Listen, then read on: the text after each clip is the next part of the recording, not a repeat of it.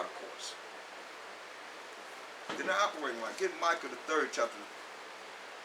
Micah 3 and 1.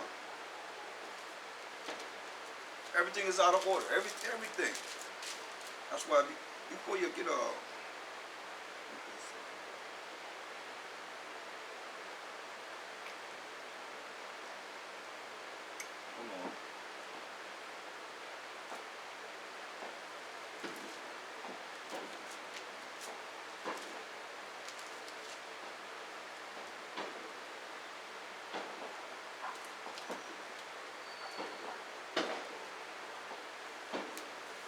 Micah 3 and 1. It says, and I said, hear I pray you, O heads of Jacob, and ye princes of the house of Israel. Is it not for you to know judgment? Well, should we know judgment? Who hate the good and love the evil? Yeah. They hate the good. What's good? Not doing the way, following the ways of the heathen, but love the evil. You celebrate something that has nothing to do with you.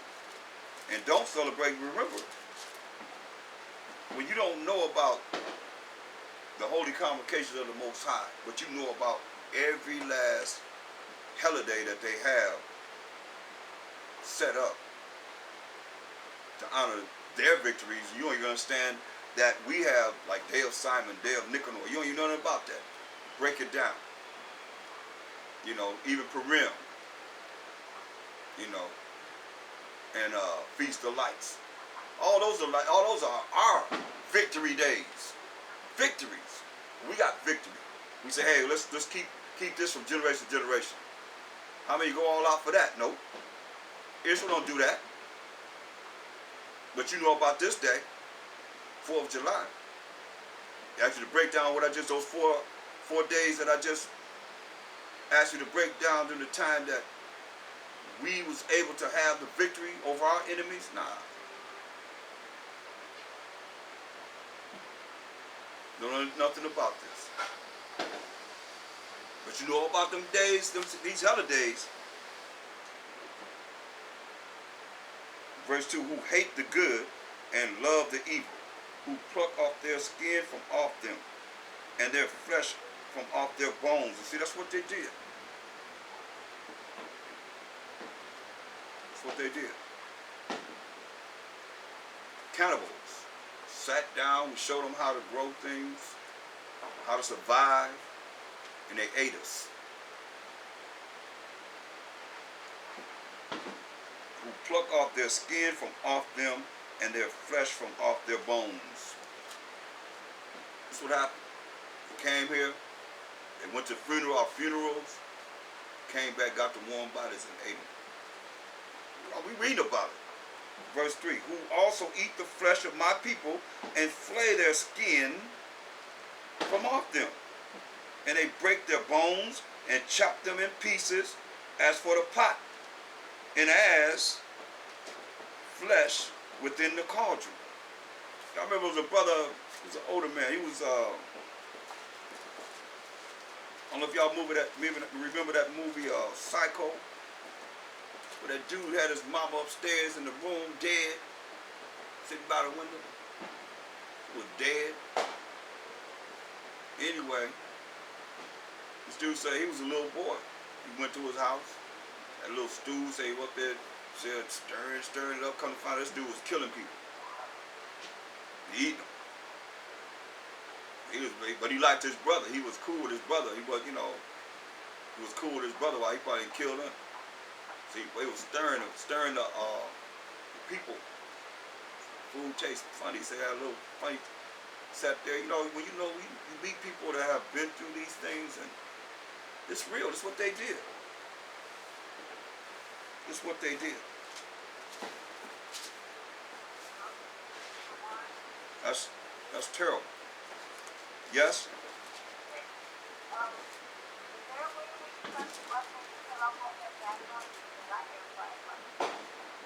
Is there what? No, I can't stop them from here. I can stop them from here, because they all over here where I'm at.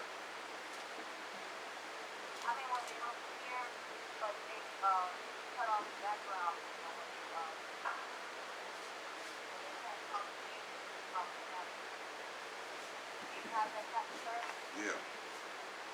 Q&A mode is on. Participants may now unmute themselves.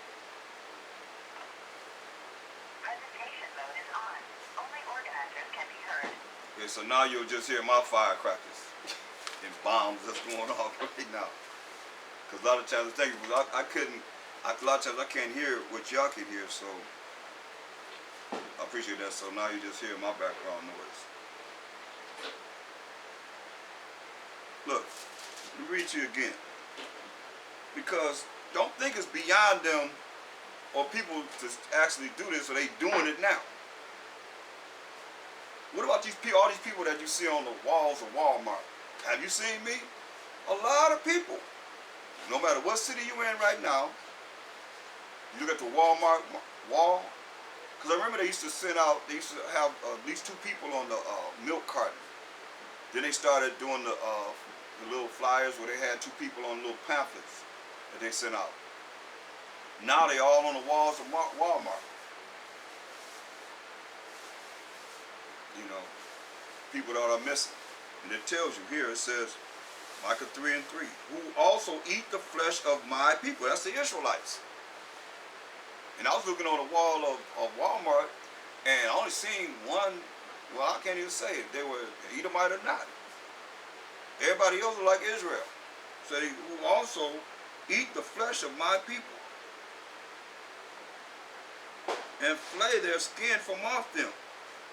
And they break their bones and chop them in pieces as for the pot, and as flesh within the cauldron. This has happened, it's still happening, it's going to continue to happen. It says, then shall they cry unto the Most High, but he will not hear them. He will even hide his face from them at that time. Hear that? As they have behaved themselves ill in their doings. Wow. So he's going to hide his face. I mean, over and over again. You're going to call on the Most High, say he ain't going to hear you. That's why you got to really follow this. You got to really look at this. You got to change. You got to be in there with them. So whatever you need, he'll come through for you. Because you're one of his. You're part of the 1/3. And not one of the 2/3 parties. No matter, it don't make no difference if you call yourself a Hebrew Israelite or not. It's about what do you do? How do you apply this in your life? It's like Proverbs, the 1st chapter, the 22nd verse. It said, how long, ye simple ones, will ye love simplicity? The simple things, and the scorners delight in their scorning, and fools hate knowledge. Fools hate knowledge. So like verse 7, it says, the fear of the Most High is the beginning of knowledge. So you don't fear the Most High, you ain't afraid of the Most High, you ain't gonna get no knowledge. Why should he give it to somebody that's prideful? Think about it, you don't fear him, you prideful. But he can break you down. As he said, over and over again. Say the fear of the Most High is the beginning of knowledge. But fools despise wisdom and instruction. A fool, you can't tell them what to do to help themselves out. Call you a fool. Hate wisdom, the proper application of knowledge. That's what wisdom is. And instruction. You can't tell them what to do. You can't tell them nothing what to do. They don't, like this generation now, they want to just do whatever they want to do. They don't want to be instructed how to do right. And when you instruct them, they're so sensitive, men are effeminate.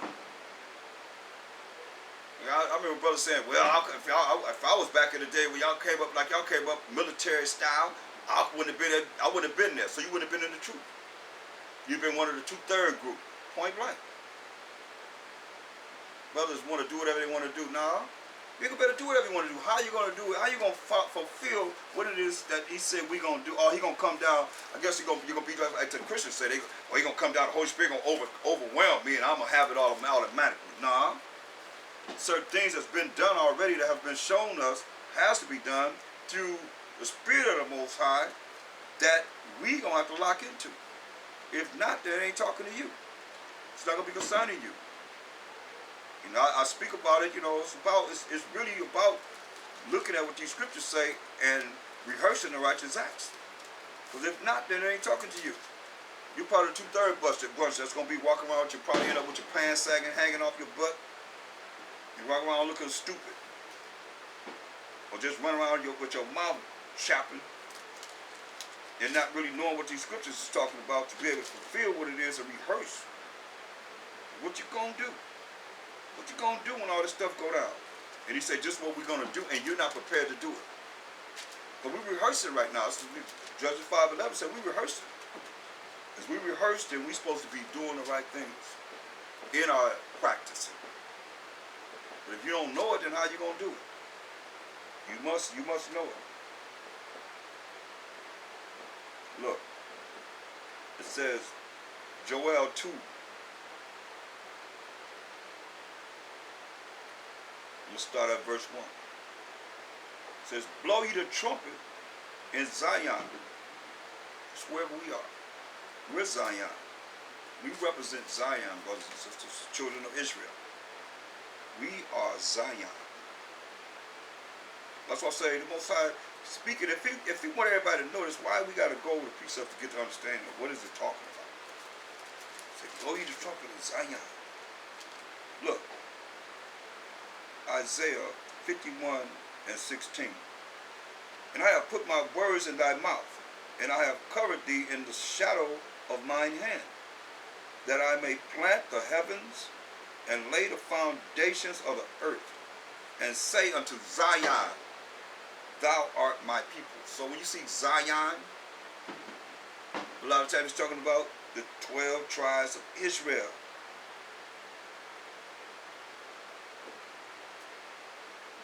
Also Jerusalem, as we read verse 17. Awake, awake, I mean wake up. Wake up. If you wake up, then you ain't sleep. You ain't in darkness when you sleep. I say, isn't that darkness? That's why he said, awake, awake, come out of your sleep. Come out of darkness into his marvelous light. Awake, awake, it says, stand up, O Jerusalem. I'm talking about those cities, talking about the people.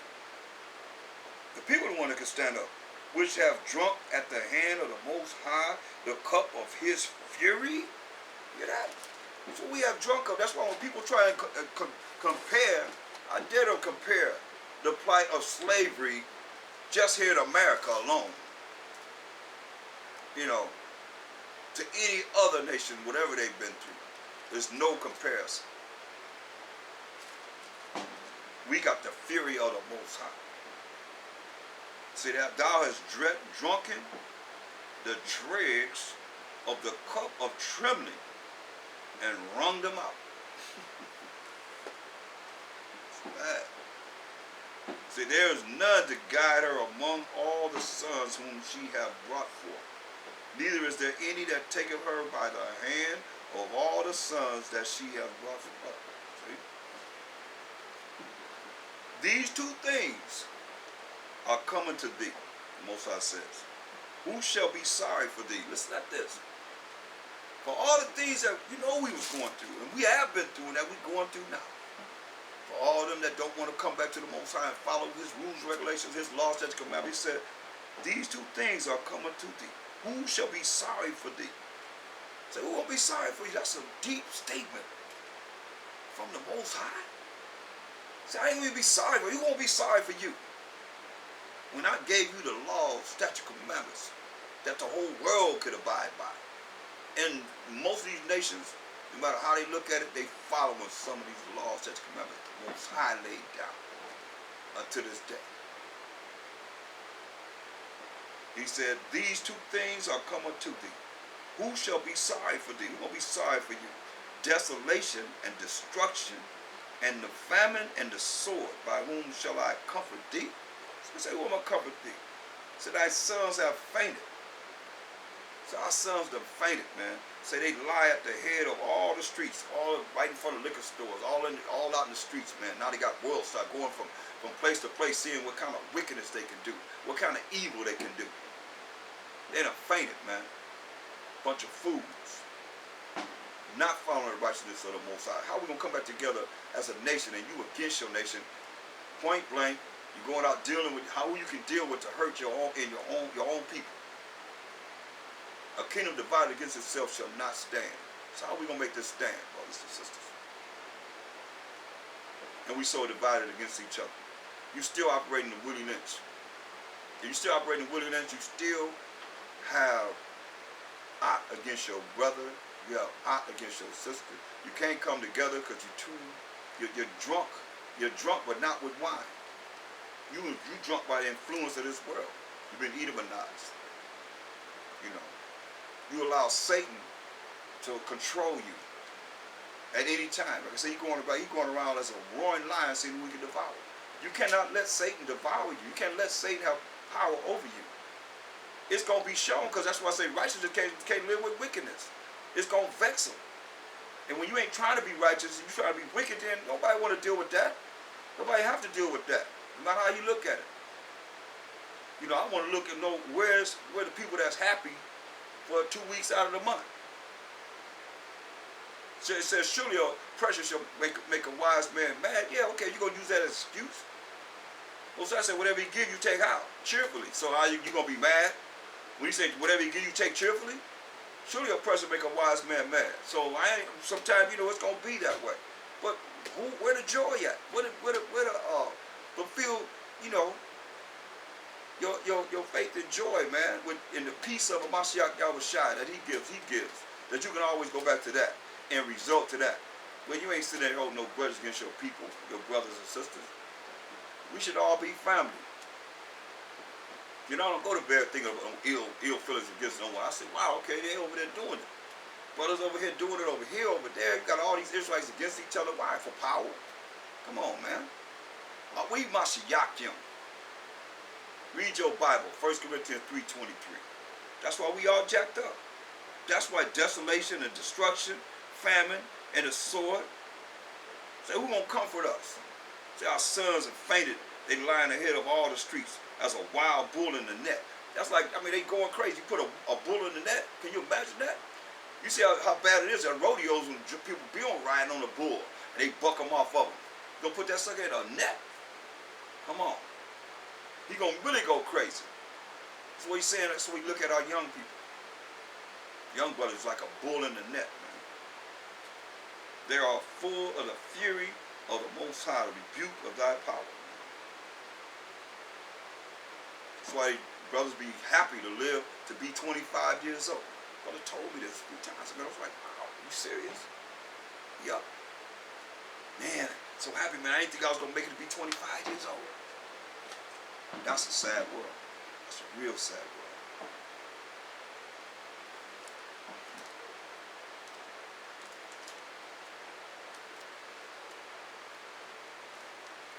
That's what it says. Look.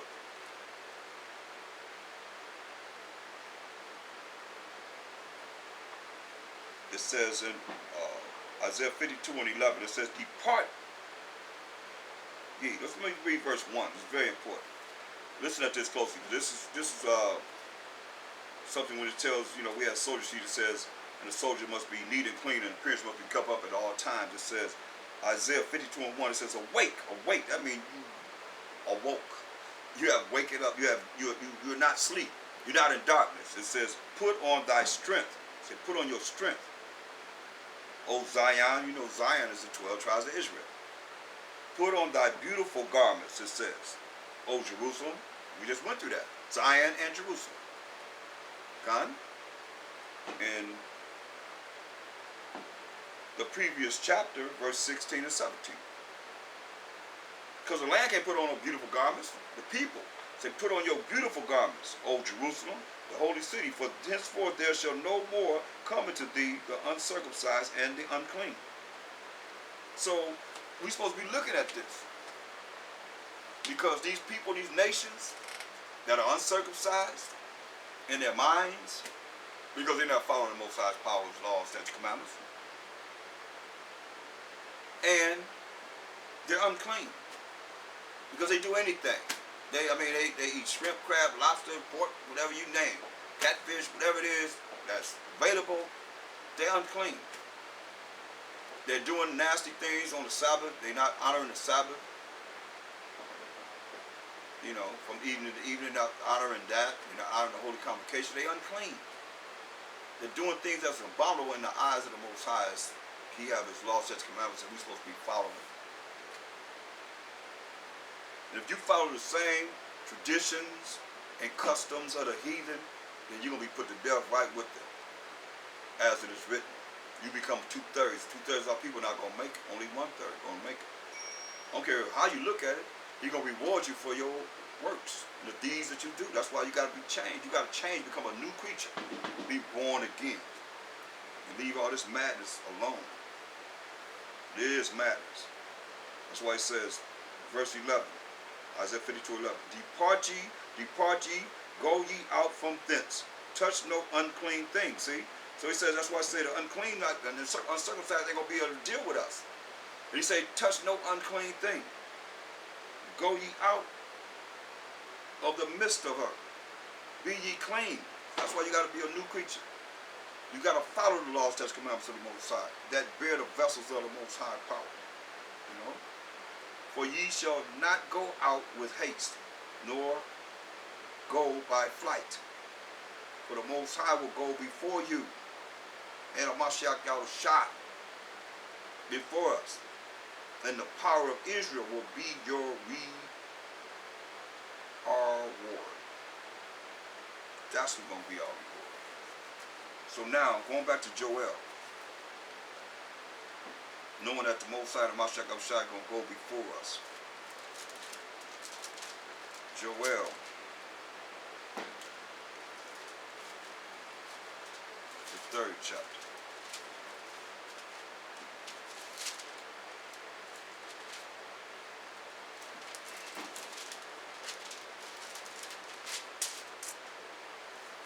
Joel 3:1 says, for behold, in those days and in that time, when I shall bring again the captivity of Judah and Jerusalem, I will also gather all nations and will bring them down into the valley of Jehoshaphat.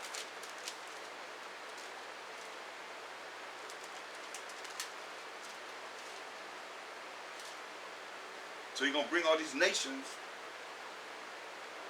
It's going to be in the Middle East.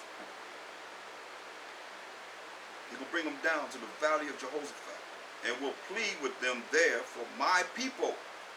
He's going to plead with them there for his people Israel and for my heritage Israel, whom they have scattered among the nations and parted my land. See? He's going to plead with them in the valley of Jehoshaphat. All nations, will gather them together. And we know what's going to happen. We already know the future. Those that, know the prophecies. What's going to happen is they all going to come together to fight Mashiach Yahushua and the angels. But they're going to be burnt up. Every last one of them. The Army, Navy, Marines, and Air Force that come against Mashiach Yahushua. You can read that in 2nd Ezra 13th chapter. And then he says it's not going to be but dust and the smell of smoke. That's it. But they're still going to be afraid and fight. Now, going back to Joel 2:1. It says, blow ye the trumpet in Zion amongst the 12 tribes of Israel, and sound an alarm in my holy mountain, that all inhabitants of the land tremble. For the day of the Most High, while Mashiach Yahushua cometh, for it is nigh at hand, it's near at hand, it's coming. It says, a day of darkness and of gloominess. This ain't no, like they doing fireworks. I said it's gonna be a day of darkness and gloominess, a day of clouds and of thick darkness. Excuse me, a day of clouds, like the mushroom clouds, nuclear destruction, and thick darkness. Ask the people to look at the buildings as they was coming down. When the Twin Towers came down, they seen all that debris that was in the air. Just go back and Google it. You probably can Google it on YouTube. They know they probably have it over and over again. It's gonna be darkness though. It'll be worse than that. It says thick darkness, as the morning spread upon the mountains. A great people and a strong. There have not been ever the like, neither shall there be any more after it, even to the years of many generations. Because we going into the kingdom. Because we got next. The children of Israel, 1/3 of the 12 tribes of Israel, the 12,000 of each of the tribes, 12 tribes of the nation of Israel going to be taken out of the 1/3 that the Most High going to save of the 12 tribes of Israel and the other nations that's going to reach the kingdom with us and have a position as slaves or men slaves and women slaves, as you are men slave and a woman slave now, whether you want to accept it or not, with your promissory notes of money. You know, gold and silver backing up nothing. But to IRS, Internal Revenue Service, they say they come and get them. They come and get you. Whatever they want you, whatever you owe them, they come and get you. Right? So we're going to be the new IRS. Instead of Internal Revenue Service, it's going to be Israelites receiving services from the nations. What's the problem? You're already doing it anyway. You complain all you want to, you ain't doing nothing about it.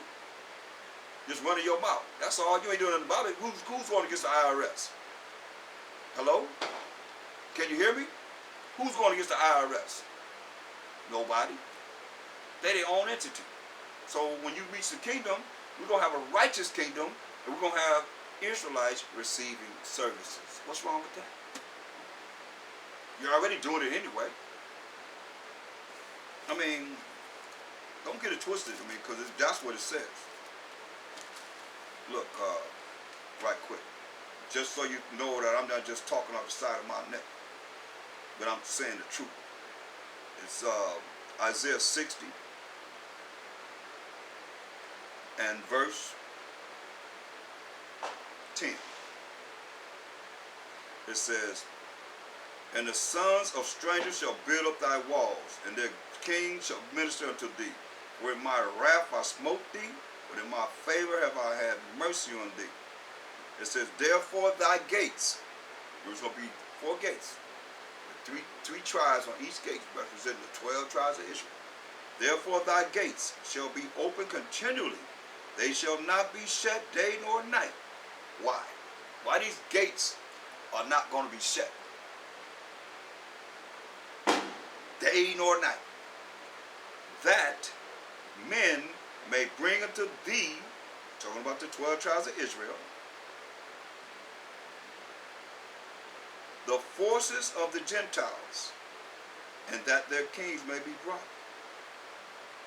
The forces of the Gentiles mean you're going to be giving us monies and the things that the Most High going to have you operating in the kingdom as men slaves and women slaves. As you a man slave and a woman slave now, whether you realize it or not.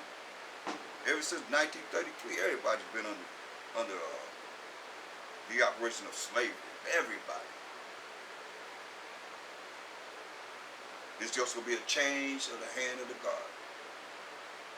I mean, you're already getting prepared for it. I mean, look at Obama. Obama's not an Edomite.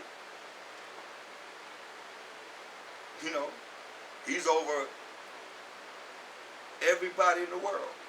Because America's the superpower of the earth. So only you're going to see that color, I'll say, because he's the seed of Ham. We are the seed of Shem. You're going to see that color that you hate forever and ever and ever and ever and ever and ever. That's just the way it is. For all nations. Except for those that's just gonna fall into this particular verse, and verse 12. "For the nation and kingdom that will not serve thee." How you serve? What do you mean serve us? Because we're going to be the new IRS. Israelites receiving services. It just said serve us, right? So it says, "For the nation and kingdom that will not serve thee shall perish." You're going to perish. Yeah. "Those nations shall be utterly wasted." There it is. That's what the Most High said. That's prophecy. Has nothing to do with the way you feel, I feel, or anybody else feel. We know in part and prophesy in part. That's a part that the Most High gave us to bring forth. Going back to Joel, the 2nd chapter. It says, verse 2. Joel 2 and 2. I hope y'all still with me. It says, "A day of darkness and of gloominess, a day of clouds and of thick darkness." I mean, you can read about that in the 2nd Ezra 15 and 16. Talk about these clouds. These mushroom clouds, the nuclear destruction that's going to happen on this earth. And all the devastation of how people are going to be invading one another for the lack of bread and great tribulation. It says, a day of clouds and of thick darkness as the morning spread upon the mountains. A great people and a strong. Hear that? A great people and a strong. There have not been ever the like, neither shall there be any more after it, even to the years of many generations. Nobody gonna be as the people that he's gonna raise up to do this. Listen, a fire devoured before them. You hear this? A fire devoured before. You know why? Because that fire is that nuclear destruction that's gonna be happening during the time that the Most High bringing down these kingdoms. That fire gonna be devouring before us, and behind them a flame burning. You know why the flame burning? Because the fire will be before us, burning as the Most High destroy a lot of these different lands, especially America. And different lands are gonna be destroying it. Say, and after once that fire is there, what you see there? When you look behind you, what you see? You look behind, what you gonna see? You gonna see flames. You see the fire, something burning, and you done went past it. And you look behind you, you see what? Flame. You see the flames burning. That's what it's saying. A fire devoured before them, and behind them a flame burning. The land is as the Garden of Eden before them. So that's where you going. If you part of the 1/3 of the Most High's chosen people of the children of Israel, not the nations, the land that we're going to is going to be like the land of Eden. It says, the land is as the Garden of Eden before them, and behind them a desolate wilderness. America is like a wilderness. When you really understand this, say behind us, remember what's gonna be behind us? That flame that's burning, a desolate wilderness. Yeah, and nothing shall escape them. Yeah, nothing gonna escape the spiritual power that's gonna give who? This people.